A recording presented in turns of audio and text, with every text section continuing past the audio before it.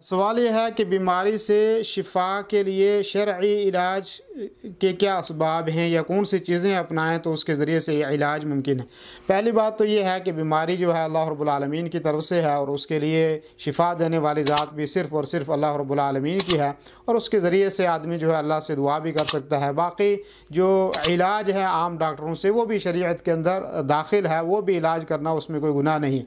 लेकिन जो ऐसे चीज़ें जो ऐसे असबाब जो शरीयत में बताए गए हैं जिसमें अल्लाह रब्बुल आलमीन ने शिफा रखी है वो चंद असबाब हैं। नंबर एक उनमें से ये है कि कुरान करीम की तिलावत करे और कुरान करीम के ज़रिए से उसकी आयतों के ज़रिए से कुरान करीम को पढ़कर शिफा जो है वो दुआ भी करे और पढ़े भी तो इंशाअल्लाह शिफा होगी। ऐसे ही जो मसनून दुआएं हैं जो नबी करीम सल्लल्लाहु अलैहि वसल्लम ने हमें सिखाई हैं उनको भी पढ़े, उसमें भी शिफा है। कुरान के सिलसिले में अल्लाह रब्बुल आलमीन का फरमान भी है वनुनज़्ज़िलु मिनल क़ुरआनि मा हुवा शिफ़ाउन व रहमतुल लिल मुमिनीन कि कुरान जो है वो बतौर शिफा नाजिल किया गया है। तो एक तो चीज़ ये होगी। दूसरी चीज़ है कि अल्लाह रब्बुल आलमीन के जो मुबारक अस्मा हैं उन अस्मा को आदमी पढ़े। अल्लाह रब्बुल आलमीन ने फरमाया या उनके ज़रिए से दुआ करे वलिल्लाहिल अस्माउल हुस्ना फ़दऊहु बिहा कि अल्लाह रब्बुल आलमीन के लिए अच्छे अच्छे नाम हैं, उनके ज़रिए से दुआ करो। तो ये जो है ये भी दूसरा सबब है। तीसरा सबब ये है एक दुआ है अल्लाह के नबी करीम सल्लल्लाहु अलैहि वसल्लम ने सिखाई है कि उसको अगर आदमी कोई जो है वो 7 दफ़ा पढ़ लेता है तो मौत के अलावा अगर मौत उसकी ना आई हुई हो तो इंशाअल्लाह उसको अल्लाह ताला शिफा दे देगा।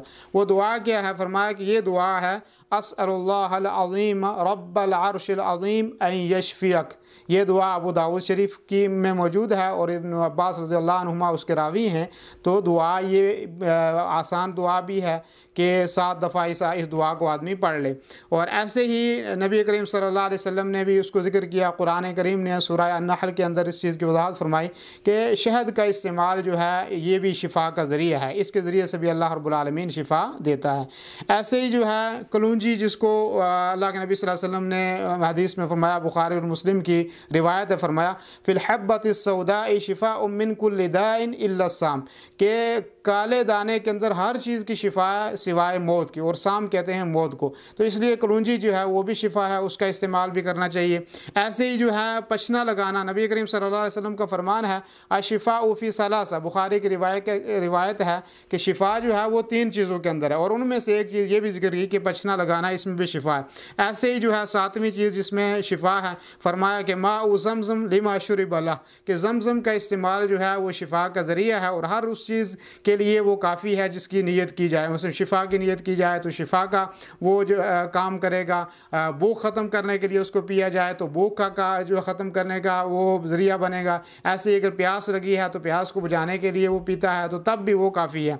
और अलबत्ता इन चीज़ों के अंदर जो है वो ताख़ीर हो सकती है, आदमी थोड़ा सा इंतज़ार करे, ताख़ीर हो सकती है, लेकिन अल्लाह रब्बुल आलमीन के नबी सल्लल्लाहु अलैहि वसल्लम के ये फ़रामीन है और ज़रूरी है कि इंशाअल्लाह इसमें अल्लाह ताला ने ज़रूर शिफा रखी होगी और शिफा हमें मिलेगी।